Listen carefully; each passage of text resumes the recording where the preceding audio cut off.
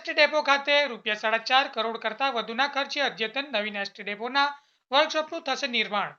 છોટાઉદેપુરના લોકલાડીલા સાંસદ ગીતાબેનના હસ્તે Bodeli ST depot ખાતે આવેલ નવીન એસટી ડેપોના વર્કશોપનું ખાતમુહૂર્ત સમારોહ યોજાયો।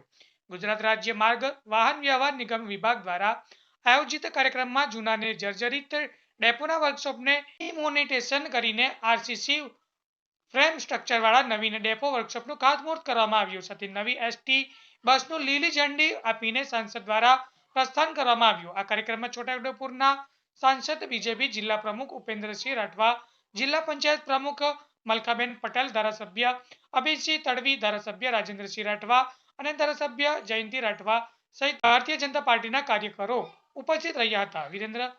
રિપોર્ટર વિરેન્દ્ર દેસાઈ, બોડેલી। ગુજરાત રાજ્ય માર્ગ વાહન વ્યવહાર નિગમ દ્વારા આજે બોડેલી ખાતે બોડેલી ડેપો વર્કશોપનું ખાતમુહૂર્તનો કાર્યક્રમ અહીંયા રાખવામાં આવ્યો। આ કાર્યક્રમમાં અમારા ધારાસભ્ય અભયસિંહભાઈ, ધારાસભ્ય જયંતિભાઈ, ધારાસભ્ય રાજેન્દ્રભાઈ, જિલ્લા પંચાયતના અધ્યક્ષ મલકાબેન, અમારા ભારતીય જનતા પાર્ટીના પ્રમુખ ઉપેન્દ્રભાઈ, તાલુકા પંચાયતના અધ્યક્ષશ્રી, તમામ હોદ્દેદારો અહીંયા ઉપસ્થિત રહ્યા।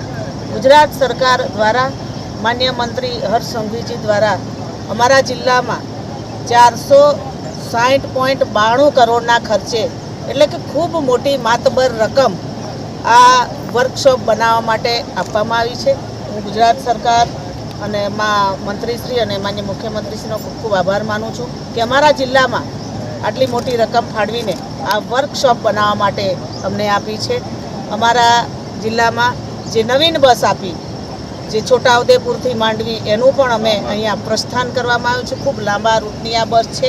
હજુ બીજી વધારે અહીંયા 12 જેટલી બસો અમને આપવામાં આવી છે, જે અહીંયાથી બોડેલી છોટાઉદેપુર ડેપોમાંથી જવાની છે। ત્યારે માન્ય મંત્રીશ્રીનો હું આ તબક્કે ખૂબ ખૂબ આભાર માનું છું।